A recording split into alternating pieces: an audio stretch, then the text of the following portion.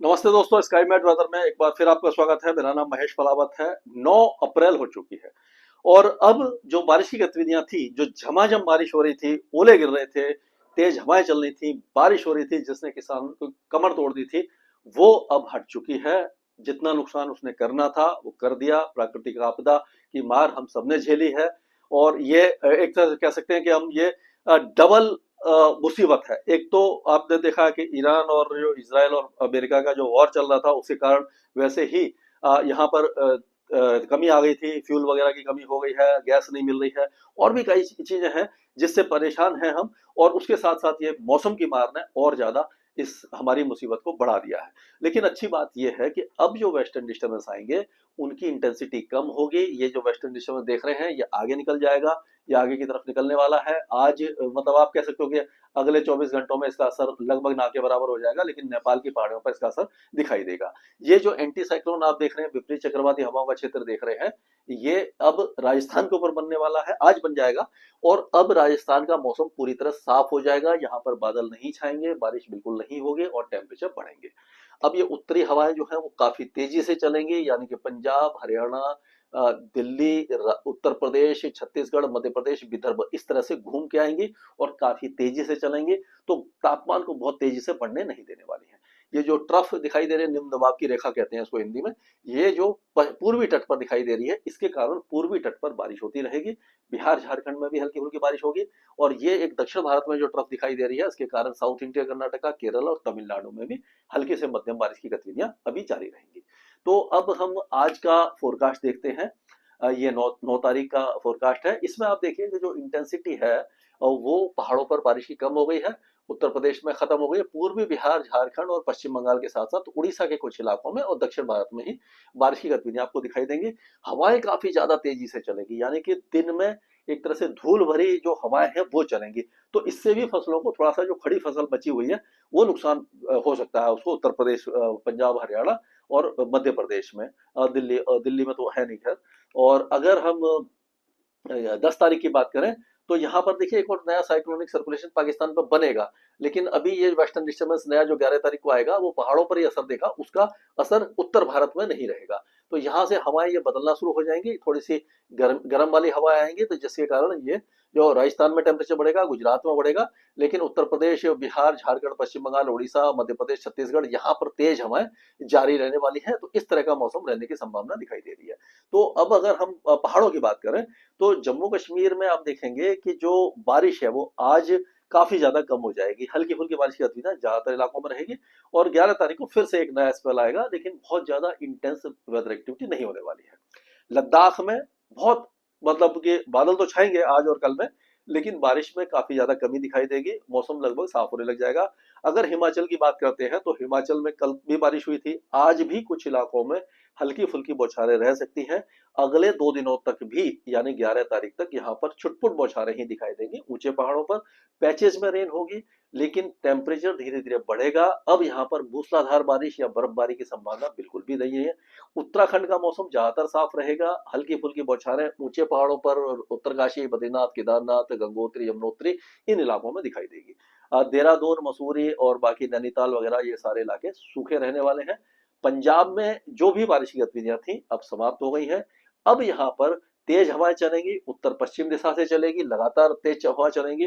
Temperature बढ़ेंगे लेकिन धीरे धीरे बढ़ेंगे, इसमें बहुत ज्यादा तेजी से अभी गर्मी, हीट वेव आने की संभावना दिखाई नहीं दे रही है। लेकिन बारिश से अब राहत मिल जाएगी और बारिश पूरी तरह समाप्त हो गई है। अब दिल्ली और हरियाणा की बात करें तो यहाँ पर भी अब कोई भी वेदर एक्टिविटी आपको दिखाई नहीं देने वाली है। यहाँ पर हमने देखा था कि 28.8 डिग्री का टेम्परेचर आ गया था 7 तारीख को, यानी कि मैक्सिमम टेम्परेचर इतना नीचे गिर गया था। और कल जो टेम्परेचर था 16.6 मिनिमम टेम्परेचर था, यानी कि ठंड जैसी स्थिति आ गई थी। फरवरी का सा महीना लग रहा था पंजाब, हरियाणा, दिल्ली और उत्तर प्रदेश में। लेकिन अब धीरे धीरे टेम्परेचर बढ़ेंगे, लेकिन अगले 3 4 5 दिनों तक यहाँ पर बारिश की संभावना दिखाई नहीं दे रही है। उत्तर प्रदेश में भी जो कल वेदर एक्टिविटी हुई थी वो लगभग समाप्त हो गई है। हल्के फुल्के बादल तराई के इलाकों में, मुरादाबाद, पीलीभीत, खेनी, बहराइच, श्रावस्ती, बलरामपुर, सिद्धार्थनगर इन इलाकों में छा सकते हैं। लेकिन बाकी सारे इलाकों का मौसम साफ रहेगा। उत्तर पश्चिम दिशा से बहुत तेजी से हवाएं चलेंगी, यानी काफी तेज हवा चलने वाली है और ये हवाओं का डायरेक्शन जो है वो इस तरह से यहाँ से इस तरह से घूमेगा, यानी बिहार की तरफ इस तरह से मुड़ जाएगी और ये मध्य प्रदेश की तरफ, तो ये इस तरह की हवा चलने वाली है। उसी तरह से यहाँ पर भी, यहाँ पर ये जो हवा है ये भी ये बिहार में भी सही जगह पे चलेगी, लेकिन ये जो इलाका है बिहार का, इस इलाके में हमें बारिश दिखाई दे रही है।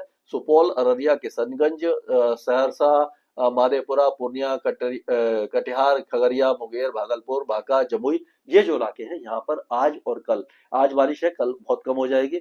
और उसी तरह से झारखंड में भी आज बारिश की गतिविधियां हो सकता है। गोड्डा, पाकुड़, साहिबगंज, दुमका, देवगढ़, जामताड़ा और धनबाद, पूर्वी सिंहभूमि में हल्की फुल्की बौछारें आपको दिखाई दे जाएंगी। अब अगर पश्चिम बंगाल की बात करें तो पश्चिम बंगाल में दार्जिलिंग, कलिम्पोंग, दिनाजपुर, कूच बिहार और मुर्शिदाबाद, यहाँ हर इलाकों में हल्की फुल्की बारिश है।